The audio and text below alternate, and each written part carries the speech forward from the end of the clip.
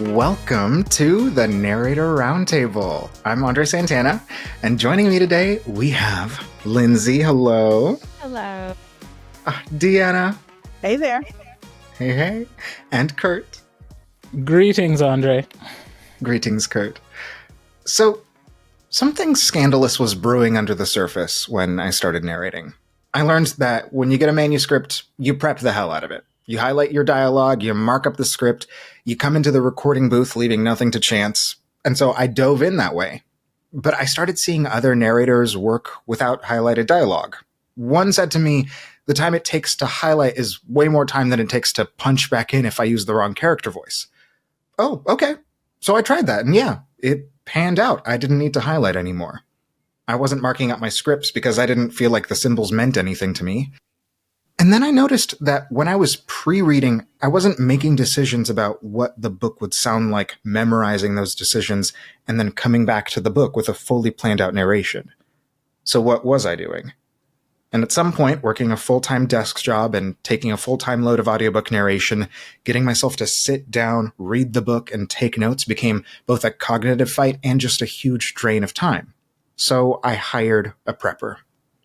Here's where the scandal comes in. And I want to say, the stigma is palpable. I started a Facebook thread about this, and it was so clear that of the many well-respected working professional narrators, a lot of them are doing what we're talking about today. And many of us feel like it's dangerous to say it aloud. And that's when we knew we had to bring an expert to the table. So this guest comes straight out of the audiobook podcast world, where she's had dozens of hours of deep discussions on the podcast crafting audiobooks. She's a respected coach, not just for craft, but for business too, and has impacted narrators and other creatives through Starving Artists No More. She's also a great narrator. I'm so honored to have Audie winner, earphone winner, narrator of well over 400 titles, Jennifer Jill Araya. Welcome to the podcast. Thank you. What an intro. My goodness. That's what we do here. We bring the drama. We elevate. Yeah. I like that description of me. I'm so glad. Now I just need to live up to it. You have already succeeded. Please. I want to start us off today by just kind of like throwing a question around the room. And that question is, what do you feel you need to go into a recording? What prepares you? When I'm getting ready to record a book, I want to know who those characters are as people. I want to know the general outline of the story so that I've got a sense of where they start and where they finish. And I want to know that I've got the pronunciation stuff looked up, because nothing takes me out of my process more than having to hunt down a pronunciation in the middle of my recording. But that's about it for me. Yeah. I'm really good at shutting down conversations with the following answer to that or any other question about audiobook work, which is, it depends on the book. Like the number of conversations I have with interested parties who are like, so how long does it take you to record a book? Or like, what do you do for this? I'm always like, depends on the book. Every book is a unique little baby. And we come into it with different levels of experience. So, if the distance between me and the characters I have to portray in a book is further, I have to do more work to feel comfortable and ready to sit inside those people. If it is a really difficult nonfiction with lots of real people's names, but they're not like famous people's names, they're like obscure professors from the Midwest, and I have to call their office in the middle of the day to find out what their name is and how it's said, that requires a little more work. If it's the fourth book in a series I've been doing for 2 years, do I have to do much work to feel comfortable jumping into that pretty close to cold? No. So it really, to me, every single project is a little bit different. And I go into every single one still feeling a little bit unprepared. Like I don't know that I've ever started a project and was like, yes, I am ready. This one, I got this one. There's always a little bit of sense of like, I hope I did enough. I hope I'm ready. I hope I caught whatever little thing the author might have thrown my way in chapter 42. But like, okay, let's go, So it's different for every book. Yeah. And I also have a different experience with each book, but It's a weird question to answer, but I guess one of my things is I want to make sure I'm walking in and I'm not going to be blindsided by anything.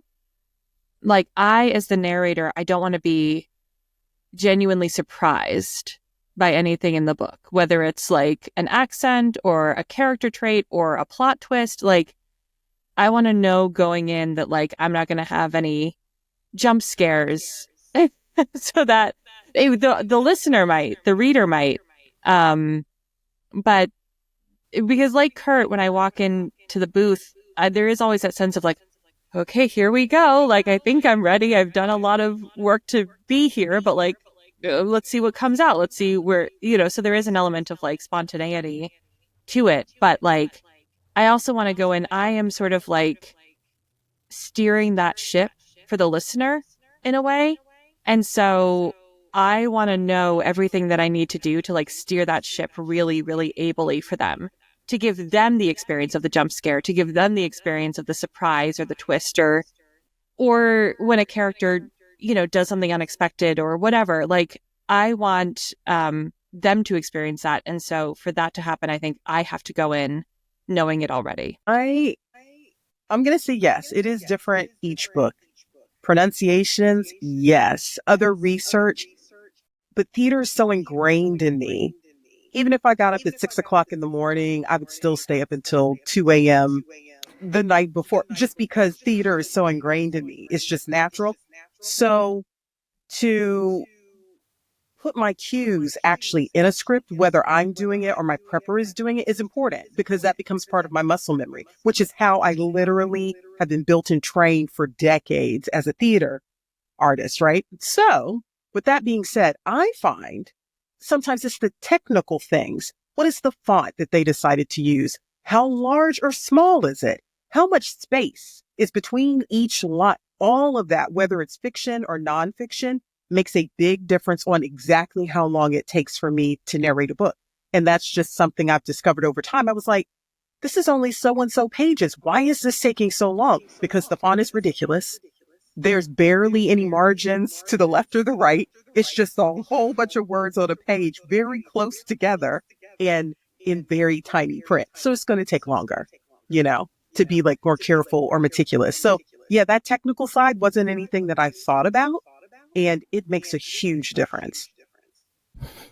I love everything that everyone's shared so far, because I feel like the fact that it's a little bit different for everybody, I think, is really important, because it does feel, one, like it's going to change per book and per person. And ultimately, as the narrator, it's about what you need to feel like you can take care of that book. And part of what I, shared in that opening was how that shifted for me over time. And it was really about, like, in the chaos of all the different recording scenarios I had early on, arriving at different ones and getting to a point where, for me, I was like, oh, okay. There are a lot of projects where when I get a prepper, when they tell me everything that's happening in the book, when they name all the characters for me, when we've scanned for words and I've sent pronunciation requests to the producers, when I, like Lindsey said, I'm not going to be blindsided. I'm comfortable going in with a cold read, where I've looked through the writing and really identified, like, okay, here's the voice. This is the voice in the book, and this is what I want to bring to this, and here's how we're going to navigate this. Because ultimately what I was finding was the difference, again, between I've read it through, I've made a lot of decisions through it, and what that cold read performance was similar. But I was going in with that prep and feeling comfortable there.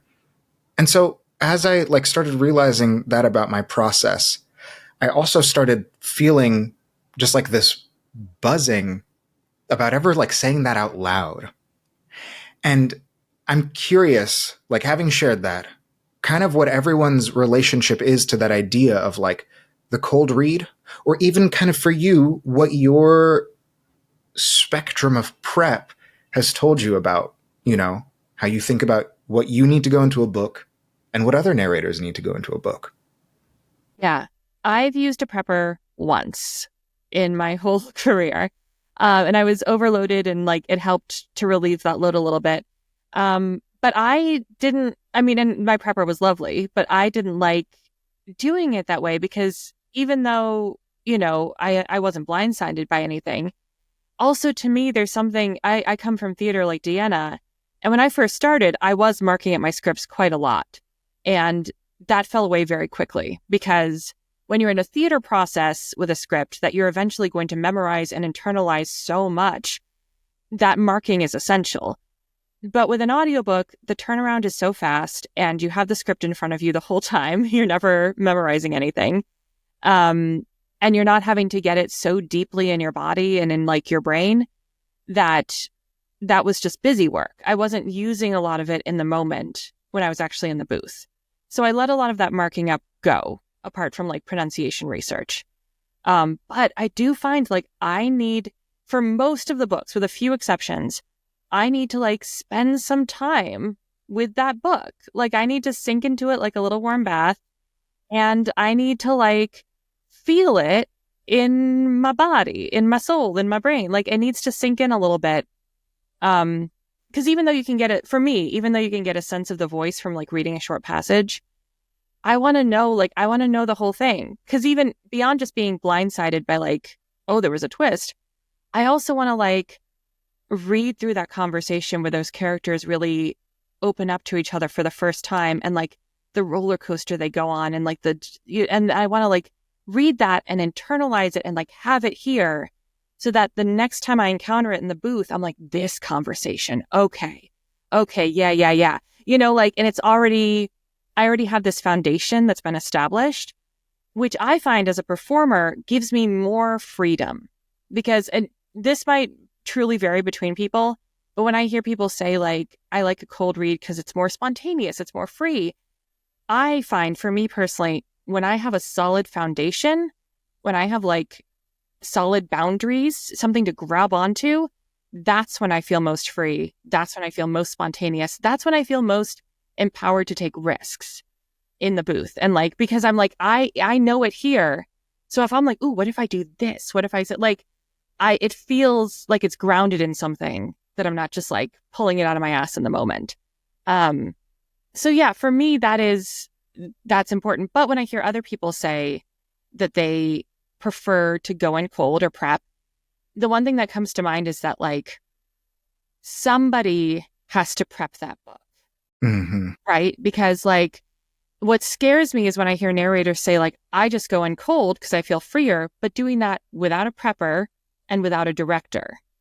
Because like that, I feel like that is a recipe for disaster and also kind of disrespectful to the book. But I think it's a different story when you are like paying a thorough and like talented prepper to really do that deep work. Or sometimes in certain situations when you're working with a director who has done that really thorough prep. But somebody, if it's not the narrator, somebody has got to read through that whole book before you get in the booth. I could not agree more. And you have sort of called it, a cold read if you've not read the full book. But I honestly feel like I'm less cold when I'm using my prepper's materials for a book. Because, so I came at the process of using a prepper maybe a little different than some narrators. First off, I'd already narrated over 300 books before I ever used a prepper. So I was like really, really solid in what the process is. I had no questions about what I needed to know.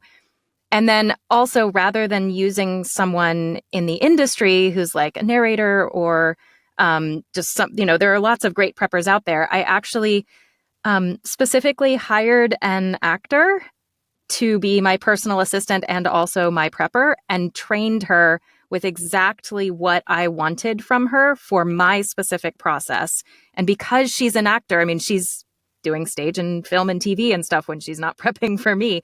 Because she's an actor, she knows how to give me the information that I need about who these people are. And she gives me character synopses and she gives me a synopsis for each chapter. And so I do always read at least the first 30 to 50 pages myself of the book. And I will also always read at least the last 20 to 40 pages so that I get the beginning and the ending and a really solid sense of the author's voice. So I've read at least 60 to 80 pages of the book before I'll go in. But having that chapter synopsis before every chapter to be like, hey, this is what's going on, it helps me set the stage better than when I was prepping myself and not writing a, like nice detailed chapter synopsis after every one.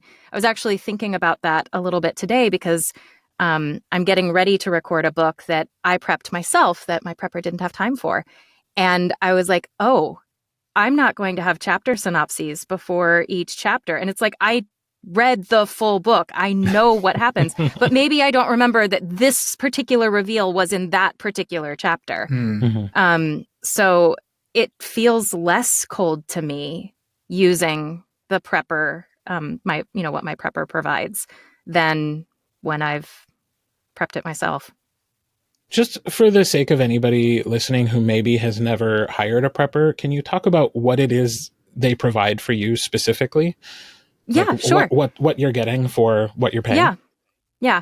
So a detailed synopsis of each chapter. I mean, it's not going to maybe have everything that happens because otherwise you'd just read the chapter.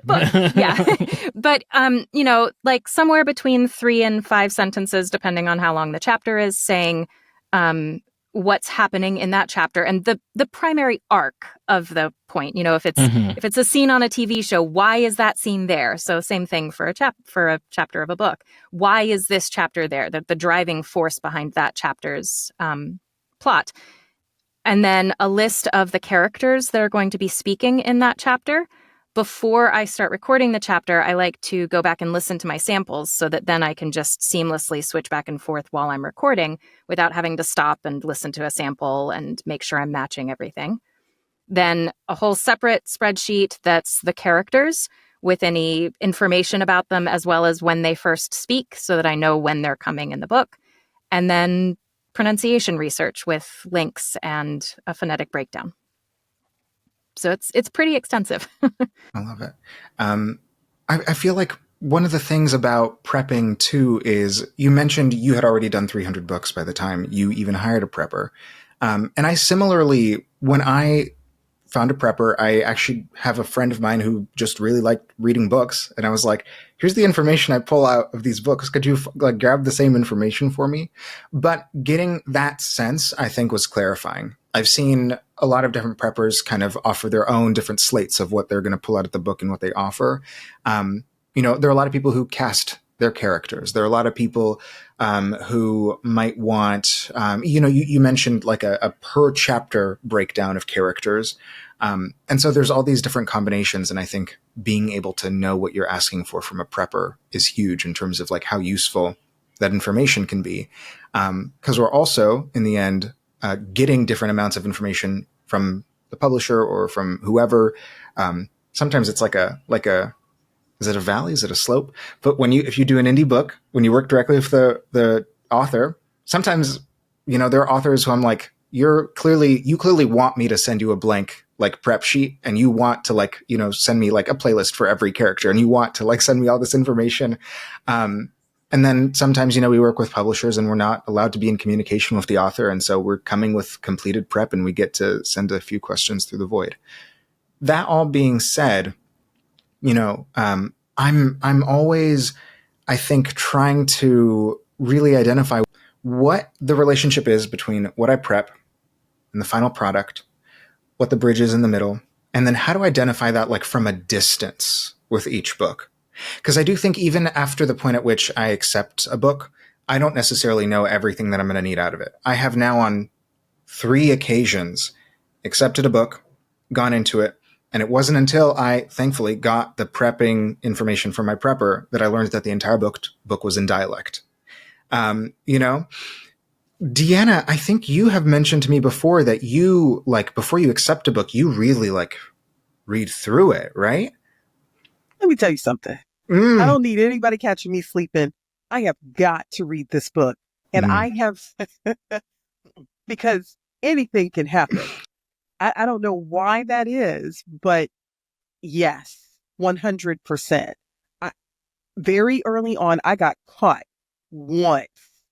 Shame on me. And I was like, never again. So even with a prepper, and I've used preppers for series in particular, because I wanted that whole world building kind of landscape. So I kind of knew what the whole arc was over the series for things that were backlist and all of the books were already out. It just cut down so much time and I was able just to do the work. Do you know what I mean? And so, yes, I read the book. And when I say like cues and things like that, like I like to actually put in my script if this word is not in my vocabulary, but I've recorded it. So it sounds like I say it all the time. I need to know that before I get to the place because I don't want to waste my time recording something that I just am not even in the realm of just doing. And so when it comes to doing like dialogue with characters that kind of go back and forth where you have like 2 to 3 characters kind of like doing a scene, I don't need to mark that up so much because I feel like that's very organic. As long as I know what's happening in that scene, yes. But I mean, you know, I've done books where the female character is narrating it in first person, but there's like 6 male characters. I need to mark that. Who is this one? And what are they doing? And why are they different? I So need to know forgettable, that. those boys in books. You know what I mean? And I just need to know that. Where did you come from? I They all need sound to the know same.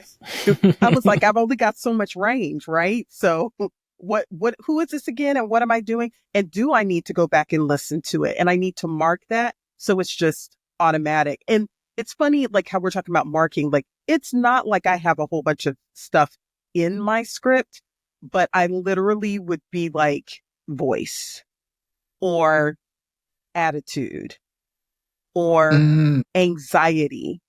So I know immediately kind of what's happening. Because for me, it is a little bit physical, even though the area that I can be physical in is this big. You know what I mean? Like it's just like the torso up and not a lot of gesticulating, but a little bit.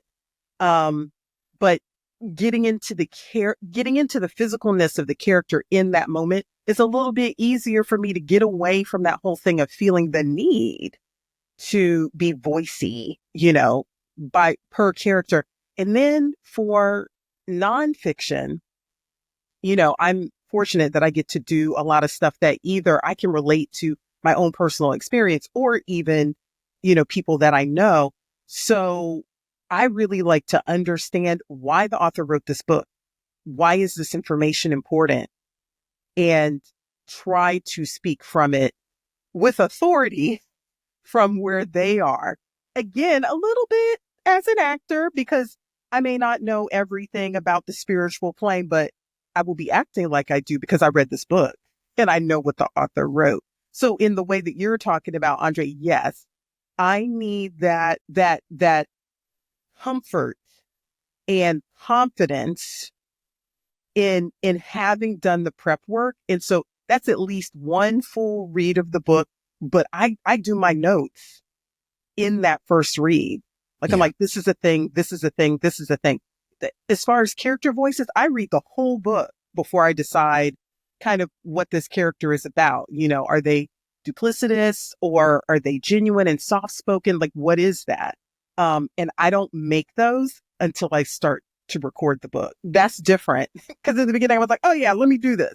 Boom, boom, boom, boom. And I'd be like, oh yeah, she actually has a soft side to her. Like she's not, you know, wild and loud all the time. So how am I going to make this change? But again, I think you have to do it book by book. I just don't trust. Because I also had the situation of getting a book prepped and, you know, the prepper isn't necessarily reading the same thing I'm reading. I was like, what are you talking about? That's a very different way to see that. But, you know, with lived experiences in your perspective, how you are perceiving what is actually happening in that moment in the book, whether it's fiction or nonfiction, could be completely different based on who it is. So I like to do my own prep even when I have a prepper. It's not as thorough and extensive. And I've even got to the point with pronunciations, I give them the list. I just give them the list. I was like, this is what I need to know. Yeah, Mhm. before I used a full prepper, especially for nonfiction books, I would do this a lot, was just make up my pronunciation list. So I would fully read it and pull out the list of words, but then I would hand the actual research off to someone else. Um, Again, especially for nonfiction books, before I used a consistent same prepper every time, I would absolutely do that. What struck me, Deanna, about what you were saying was that thing that happens when you're prepping a book and you get to a point in the story when you realize, oh, this character has a different side to them, which, like, of course, many good writers do for their characters. They let us think they are one thing and then they show us more layers to them. The character goes on a journey. We go on that journey with them. And I'm going to speak out of both sides of my mouth here, because there's a part of me that thinks, like, if we don't do that, if we don't bring our perspective and our discovery to that story, well, then just replace us with the robots now. But on the other hand, a little bit of discovery in that process, I think, has to be okay. That for people who don't, read from cover to cover, and they discover another side to that character as they are recording, I think that's a natural part of the reading process. And so if that's what we're representing to a listener or a reader, it's okay to have some discovery, It's okay to not know every single piece of the story or the character, as long as we know the direction. And I'll even tack on to that and say, if I had a month to do every title, I could do that. I could Say it again. absolutely do that, because that would be the same parallel scenario to being in rehearsals for like a play or a musical. You have a moment to live in the piece, but if I got to get it to you in a week, I don't have time to do that. So, And Yeah, the luxury of time. How nice it would be to have that luxury of time. My goodness. I really cannot like double stamp, Deanna, what you just said enough, because in thinking about, like, we all have these different approaches to craft, and that ties into what we need to feel good about prep. And, I did a book a couple weeks ago where the production company gave pronunciations already recorded from the author. They gave summaries of every chapter. They gave pretty much everything that I would ask for from a prepper. But that's to say, and that's so complicated because it's one of those things that is so infrequent that as a narrator working in this space, all these audiobook companies do it so differently. I'm like, is that something I should feel comfortable like wanting or hoping for from production companies? Is that like, participating in the prep process with us in that way? And we're not talking about this today. There's a lot of conversation too about how people pre-proof their own content before, right, they send it out to companies. And I think some ire around it in this idea that, like, that should be their job. That's not what we get paid for. And I'm really interested in expanding that question of, like, what are all the things that we can do together, right? And I know it's all a question of money and cost. It is a big driving factor in what we do. But like Deanna just said, if we could focus on a book a month, I would not be worried about earphones and audios. The way I would be sitting into that, the way I would feel amazing about, like, how well I could take care of a book if the whole team just got to focus on this. My kind of other component beyond craft that I mentioned earlier of what led me to kind of take the cold read approach was the time. There was a point, I think, 2023, where I was really gratefully working on a very regular basis. I was filling my schedule with recording time.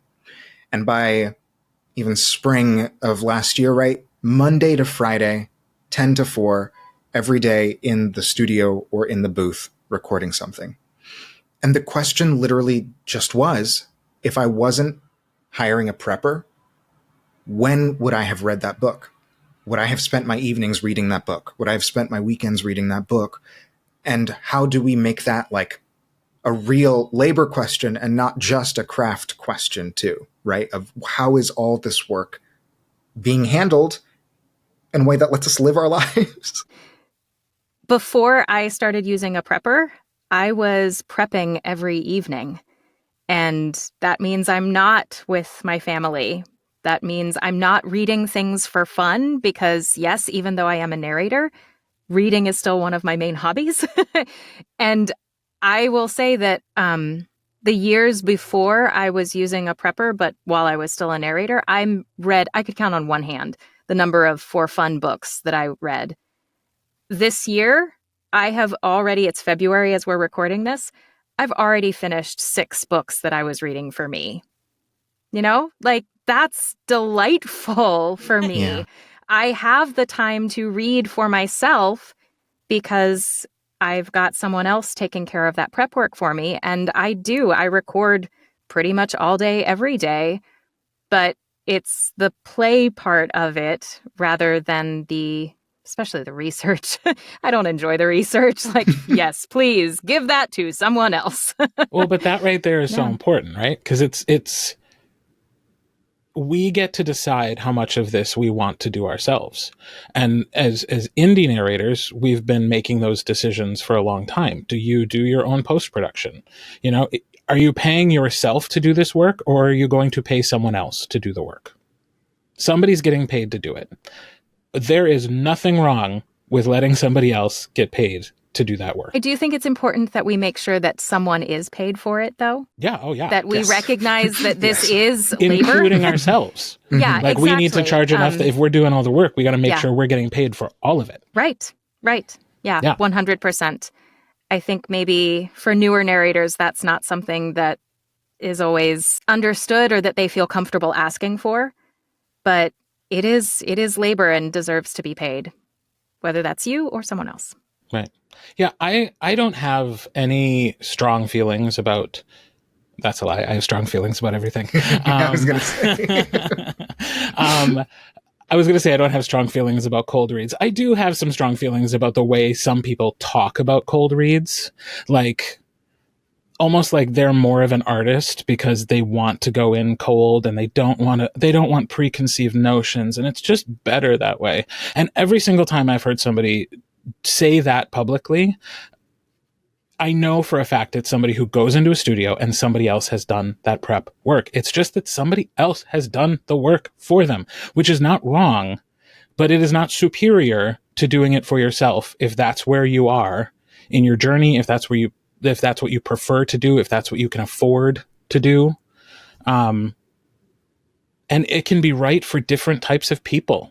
Fairly new narrators could hire a prepper to great effect if it means that they can work their day job and still narrate nights and weekends. They may actually learn from the process of hiring a prepper, like what is important, you know?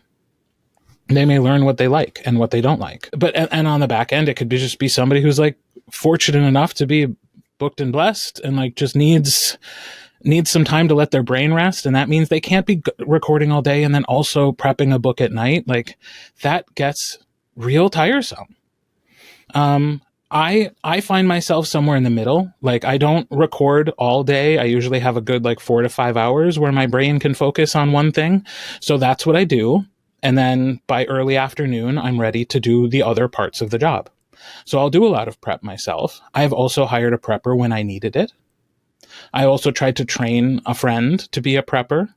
And it didn't work out in the long term, but like that knowing what I wanted and like could make a spreadsheet and say, this is what you need to give me, fill in the blanks, please and thank you, was an invaluable process for me to go through.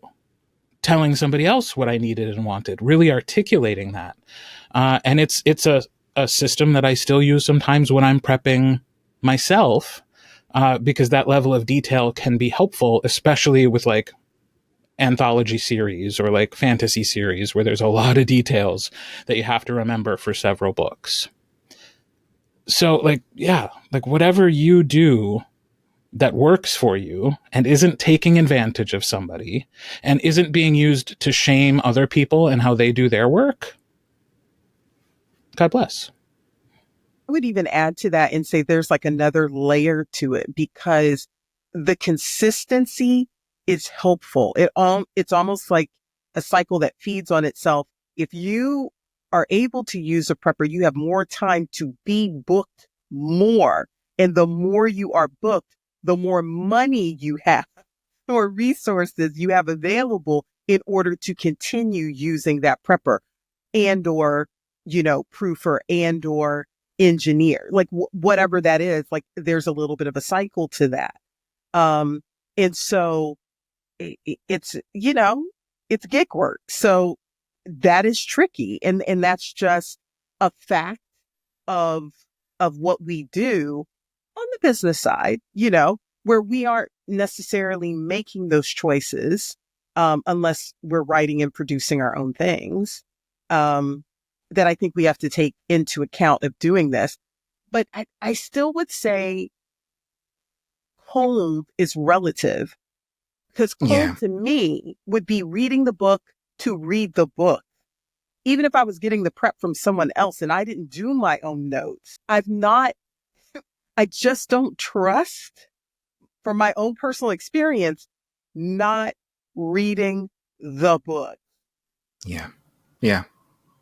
I mean, I say I like Italian food and then all of a sudden I speak Italian. I mean, I do, but you see what I'm saying?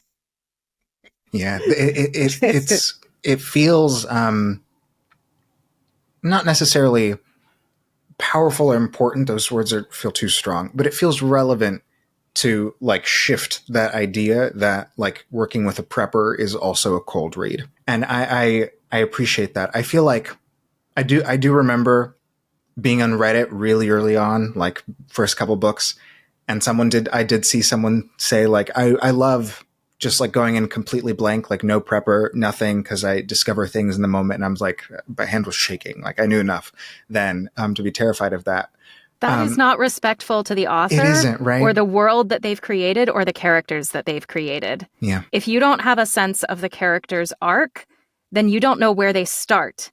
So you can't give them an embodiment in your voice if you don't have an idea where they're starting and where they're going. Like that beginning point and end point are just so vital. I mean, sure, be in the journey with them as that's happening. I mean, honestly, I don't read the middle of a lot of my books beforehand because I read the beginning and I read the end myself, and I trust my prepper for the middle parts for most of my books. But I have to know where they start. And if I don't at least know where they start and where they're headed, then that is disrespectful to the characters. I do feel pretty strongly about that one. Yeah. And to the absolutely. writing, because like you have to have a sense of the voice of the writer. Yes. Which oftentimes dictates how much time you dedicate to even doing the book. Because if you know, like this writer and I, we are simpatico, I can jump right in and just run with this. Awesome. Other times you get a book and you're like, okay, the way this person writes is not the way my brain works. And so I'm going to have to devote a little more time to this. So it's also part of just like the planning and the scheduling. But yeah, I mean, again, if we're not paying attention to things like character arcs and feelings and emotions and intention and motivation, if we're just reading the damn book cold, give it to the robots. That's when we lose our job. And it's why some people are passionate about saying like, you really shouldn't do that, because it could end up affecting all of us. And to put on my mean actor hat for a second, when I hear people say like, well, I can't be spontaneous if I've already read the book. Like I can't, I'm like, well, guess what? That's the job. That's called acting, is coming to text that you've encountered, text that you didn't write, text that is coming to you from outside, and making that text sound spontaneous even when it isn't. Like that's actually the whole job. So if you can't do that, then you can't do this job. I mean, but you're circling back, Lindsey, to why craft is so important. Because even for people who haven't been blessed with actually working in theater, I mean, those skills are still fundamental. Those skills are still used in other forms of acting and performance, even in voice work, including audiobooks. So to kind of negate having that as a foundation, you are right. That is the job. And you are missing your mark. And if the majority of the people in our industry did that, it would hurt the industry, maybe even destroy it, in time. I think that's a little irresponsible. I think that's someone who maybe doesn't have an idea of the scope of the entire industry, and they're really boxed in kind of on just what they're doing. But every time you do a book, you're responsible for the next type of work that comes out for not just yourself, for anyone in the industry, you know? And it doesn't matter if you're doing this full time, doesn't matter if you're doing this part time, doesn't matter if you're doing it as a hobby, you know? If you decide to do this and put your stamp on it and say, I'm a narrator, then you've assumed the responsibility of the whole community, not just what you're putting out, you know, in your individual experience of doing this. I mean, you're not even going to glance at it. Is that what we're talking about? Like you're not even going to look at like each chapter heading and kind of know. It's almost hard to believe, right? When people talk about it, you're like, well, you must mean something else. I mean, books are long. Books are long. This is not commercial copy. You know, this is hours. And the authors, some of the authors have worked for years. I did a book where it took the author 10 years to write it. I wish I would. The audacity. Yeah. Okay.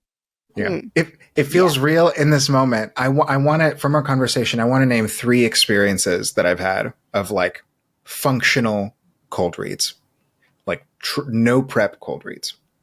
The first one was a sci-fi series, but not a book in the series where the characters repeat, all new characters.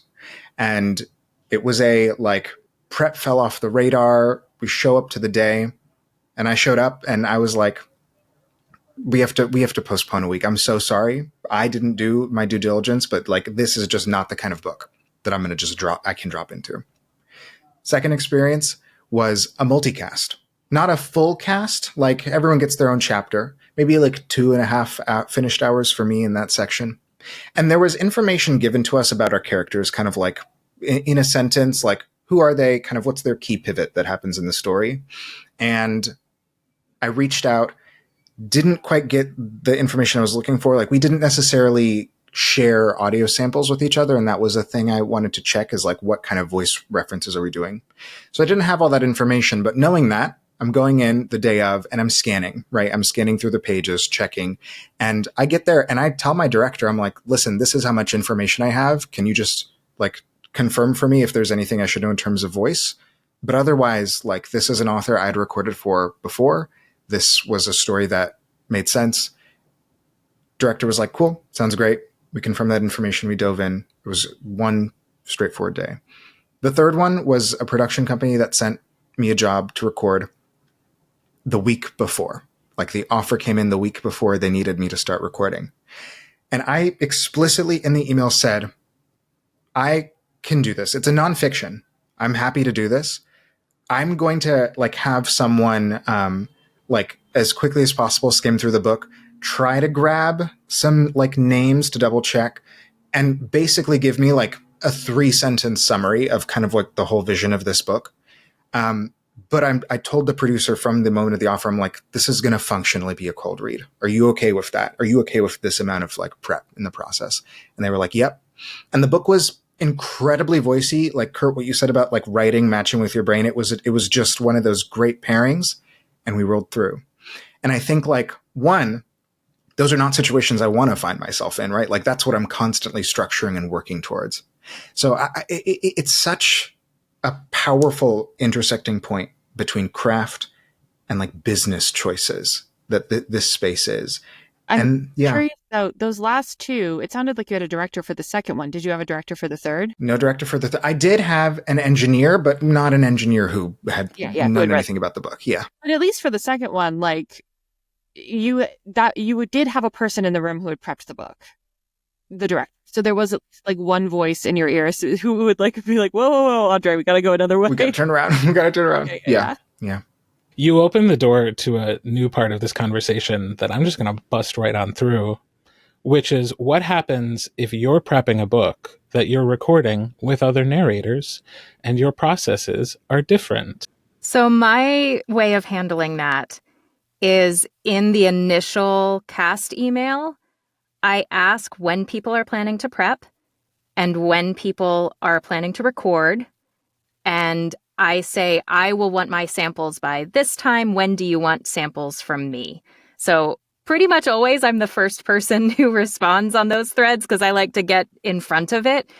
And I will assign the book to my prepper with that information as part of it. So like, hey, I need to coordinate my character voices with everyone else because person X is starting to record on date Y. So I need my stuff earlier, even though I'm not recording for another 2 weeks or whatever. So I just ask, when are you prepping? When are you recording? And then I schedule my own prep to make sure that I'm ready and available and have the information that they need by the time that they're recording. So that's my stance on it. And the one tricky part with that, where I often end up doing extra labor, is when there's a lot of words that need to be agreed upon. And it's not, I mean, when it is a company like Podium where they do that for you and help you coordinate, that's amazing. But like when I work on a fantasy or a book with a lot of names that could be pronounced multiple ways, I often find that I'm the person having to be like, okay, I've read through the book. Here are all the words that we both say, and we need to make sure we're saying them the same. Like, and that's the tricky part, right? Yeah, which can get tricky when you feel like, okay, can you do that next time? But like, if that's not part of their process. Well, and that's part of why I ask the question, because I have found myself in that situation many a time where there's just a difference of strategy on approaching a book, and you can communicate, you can ask, you're not getting what they're not willing to give, you know? And so I would like to take this time to advocate for, like, take care of your fellow narrators. If they're taking the time to communicate and to say what they need, come through for them as often as possible, or at least communicate if you absolutely can't. Like, I'm really sorry, I won't have time to prep until X date or whatever, and there's just no way I can get you those samples by then. How can we figure this out? You establish the pronunciations. You know, sorry to put that on you, but like, there's just no way I can, you know. And so it's not always going to be a 100% even distribution of labor, but it does sometimes feel like it is one-sided a little. It's the one student in the class doing the bulk of the group project, and it tends to happen that way a lot. Yeah. I've started asking co-narrators two things. One is, do you want to go in together on hiring a prepper for this book? And I wish we could do more of that, because I feel like the context where prepping is so much of me eating the cost is when there's like 3-4 plus narrators, and maybe I have 2 hours of a book that's 10 hours, but I'm going to need information about the whole book, and I'm going to end up paying my prepper to prep the whole book, right? And so we're replicating costs. The other question I've asked is, if you don't want to go in on a prepper, if you are going to prep the book, I would be happy to pay you as if you were the prepper. And I've only had a handful of opportunities to do that, but you know, I love both strategies. If we co-narrated a book and you asked me to help pay for the prepper, I would jump at that opportunity, especially if it was somebody that you trusted and could vouch for. Yeah, I've shared prep costs on a number of multicast titles and had my prepper just handle it for everyone. I think that this conversation was much less scary than I thought it would be, and I'm so glad we had it. And I can't wait for all of our hateful trolls who show up on our social media and just fill all our comments to talk about us. But I do want to round out. We've touched on this a little bit, but I'd love to hear from each of you. If a brand new narrator were listening to this conversation, what's something you would want to tell them? Respect the book and respect the characters. Your process may look nothing like mine. Your process may look exactly like mine. Your process may look like what mine did before I started using a prepper. That part matters a whole lot less than making sure that you truly respect the author's world that they've created. And if it's nonfiction, that you respect the perspective that the author brings and truly give it the love and care that the author gave it. And if it's fiction, that you know that world. Respect the book. I also, if it's okay, have a little tip that I would love to share. Oh my God, please. This came from, I believe, Robin Miles. And if you listen to the Crafting Audiobooks episode interview with her, she talks about it. But she shared that part of her prep process is that she will read aloud the first 10 to 30 pages of the book as part of her prep. So I've actually started doing that because I said I always read, like the first 30 to 50 pages-ish. So at least the first 10 pages of that is me actually reading it aloud, which helps me find the author's voice, as Kirt was talking about earlier. It helps me see, yes, this author's voice matches with mine. This is going to be a super smooth process. I am good to go. I'm not going to make lots of mistakes. I'm not going to need to punch in.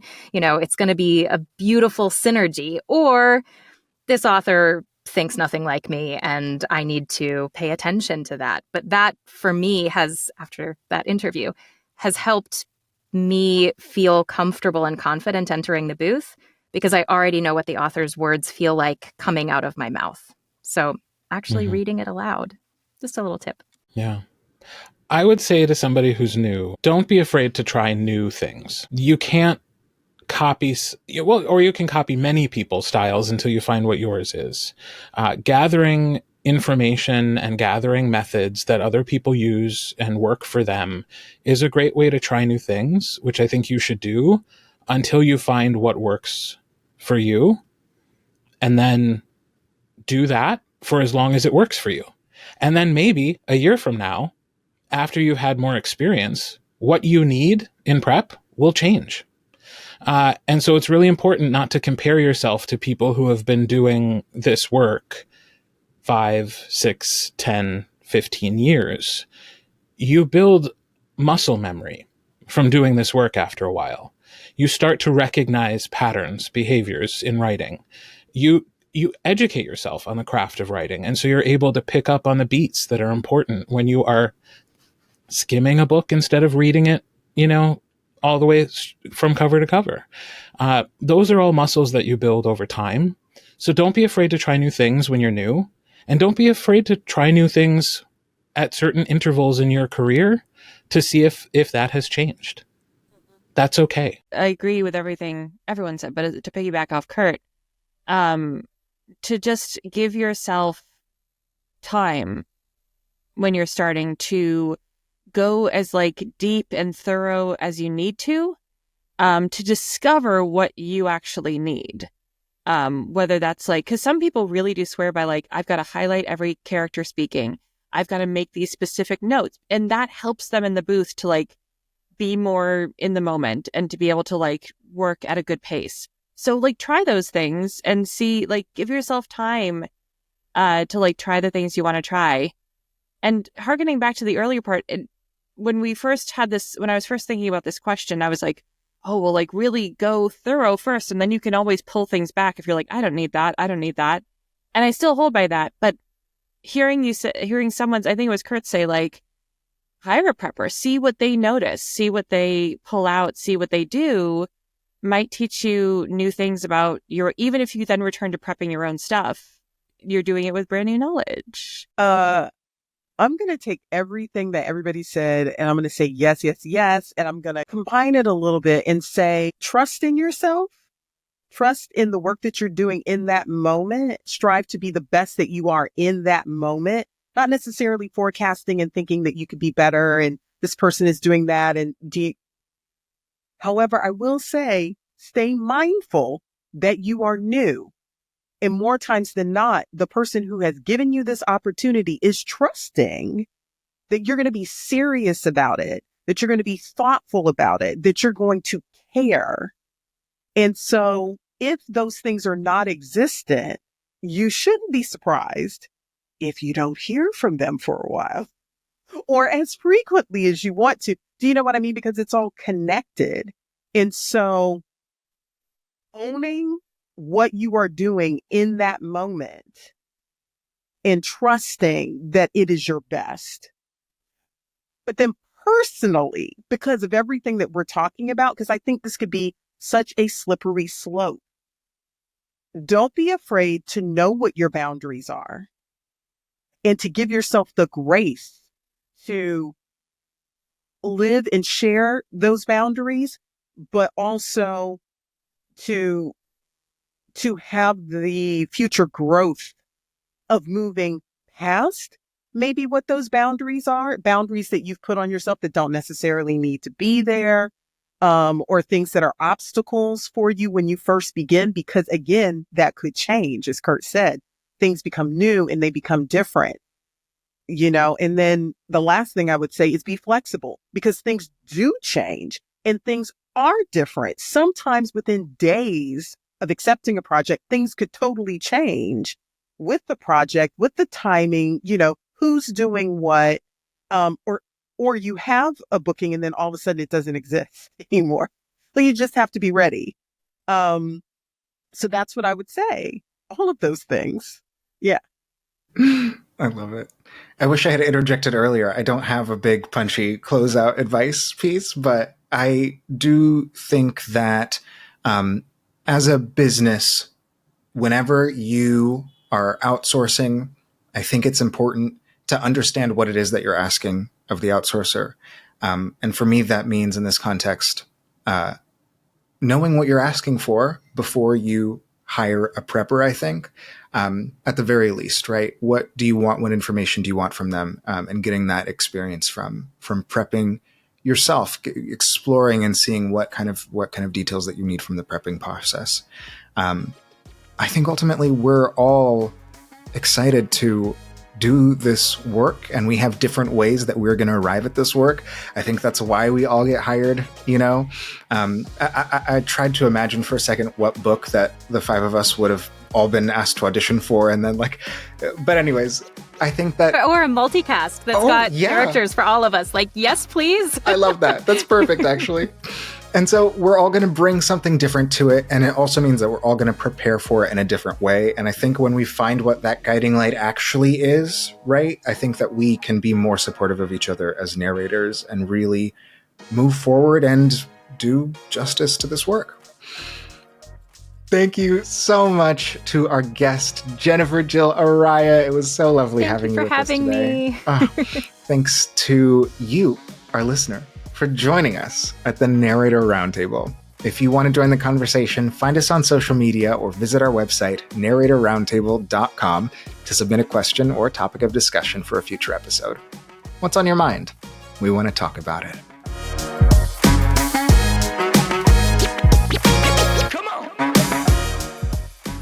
The Narrator Roundtable is produced and hosted by André Santana, Deanna Anthony, Gail Shalan, Kirt Graves, and Lindsey Dorcus.